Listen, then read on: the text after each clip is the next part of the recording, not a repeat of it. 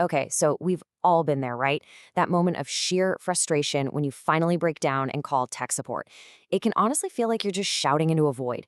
But what is actually going on over there on the other side of that call? Well, today we're going to peel back the curtain. Because when you say that simple phrase, my computer isn't working, you're actually kicking off this surprisingly complex and, believe it or not, highly organized process. And we're going to follow that entire journey from your first call all the way to a final resolution. So everything starts at the help desk. The entire system, the whole philosophy, is built around this one core idea. No matter what your problem is, you should only have to go to one place to get help. In the industry, they call this a single point of contact. And the goal is super simple. Solve your problem as fast as possible and, try to keep you happy. Sounds pretty straightforward, right? A person answers the phone, they fix your issue. What more is there to it? While in reality, it is so much more than that. That one person, that single point of contact, they're really just the front door to a massive, multi-level system.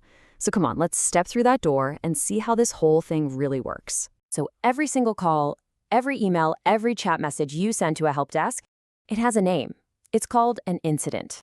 And every single one of these incidents goes on a very specific journey through a very specific workflow. We can basically break that whole journey down into three main phases.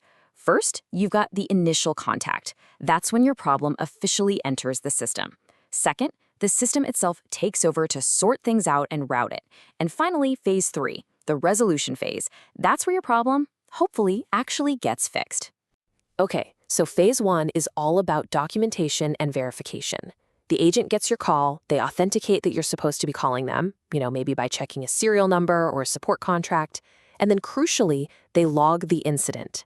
This creates the official record, what's often called a trouble ticket, and that ticket is going to follow your problem everywhere it goes. Now, this is where the magic, or at least the sorting, really happens. Your incident gets screened. Is this a simple question, or is it a critical, system-down kind of failure? Then it gets prioritized based on just how severe it is. The whole point of all of this is to make sure your problem lands in front of the one person who is best equipped to solve it. But wait a minute, how does that work? Let's say a whole company's network goes down at the exact same time your printer starts acting up. How does the system know which one to tackle first? Because I can tell you, it is not just first come, first served. It's all about priority codes. Yup, it all comes down to these priority codes. And here's a real-world example from a company like Cisco. A priority 1, or a P1, that's a true emergency. The whole network is down, business has stopped, all hands on deck. Way down at the other end, a P4. That's for a user who just needs some info. And that printer issue we mentioned, that's probably a P3. This simple number determines everything that happens next. And finally, we get to the resolution. The agent is tracking every single update in the log. If they get stuck, they escalate it to a specialist. Once it's all resolved and you've confirmed it's working, the ticket is closed and archived into this giant database. And that archive is so important because it helps them solve similar problems way faster in the future. Now, let's talk about that word escalation.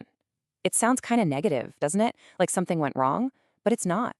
Escalation is a totally normal, designed part of the process.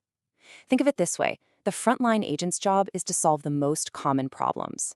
When a really tricky issue comes up, the system is built to pass it along to a specialist with deeper knowledge. It's all about efficiency, not failure. So we've seen the process, the whole workflow. But what about the people who are actually running it? It is so easy to forget there's a real person on the other end of that line, and they're often dealing with a lot more than just your tech issue. And that job can be incredibly stressful. I mean, just think about it. They're under pressure from management to get you off the phone quickly. They might be dealing with users who are frustrated or, let's be honest, even abusive. And they're often doing all of this with limited resources. It is a super high-pressure, mentally taxing job. So how do they manage all that pressure? Well, they're not just working in the dark. Modern support agents are armed with this really impressive array of technology and tools to help them find the right answer and find it fast. Even before you speak to a person, computer telephony is already at work.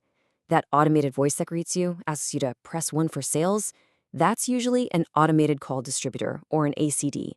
It's basically the digital receptionist, screening and routing thousands of calls to make sure you end up in the right queue. And once you are connected, the agent's screen just lights up with information. They've got access to these smart knowledge bases that suggest solutions. They've got remote access tools to see what's on your screen, your entire support history, detailed product manuals. They're not just relying on memory.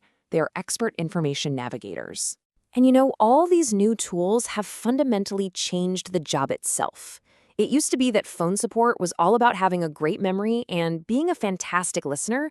Now, with so much support happening over web and email, the most critical skills are often being able to find the right info in a huge database and being a really clear, concise writer. It's a whole new ballgame. And of course, none of this is standing still. The help desk of today looks nothing like it did 20 years ago. And the trends that are shaping its future, they're already well underway. On the tech side of things, the big trends are definitely cloud computing and mobile devices. With more and more people bringing your own devices to work, that's the whole BYOD, or bring your own device trend, support teams now have to handle a massive variety of hardware. And at the same time, tools for remote diagnosis and voice recognition are getting smarter and smarter every day. The workplace itself is changing too. We're seeing a lot more outsourcing, a much bigger demand for certified professionals, and way more agents are just telecommuting from home. And absolutely everything is measured. From how long you're on a call to how fast you solve a problem, performance metrics are a huge part of the modern help desk. And every single one of these trends, they're all driven by one fundamental, relentless challenge. Every support organization out there is trying to solve the exact same puzzle. How do you provide better, faster, higher quality service while at the same time you're constantly trying to reduce your costs? Can you even do both? Which really leaves us with one final and I think pretty critical question. All this technology, the AI, the automation, the remote tools, it's all making support more efficient for sure. But is it making it better? As the whole process gets smarter and more automated, are we maybe losing the essential human element that's often needed to truly solve a problem? That's definitely something to think about the next time you have to make that call.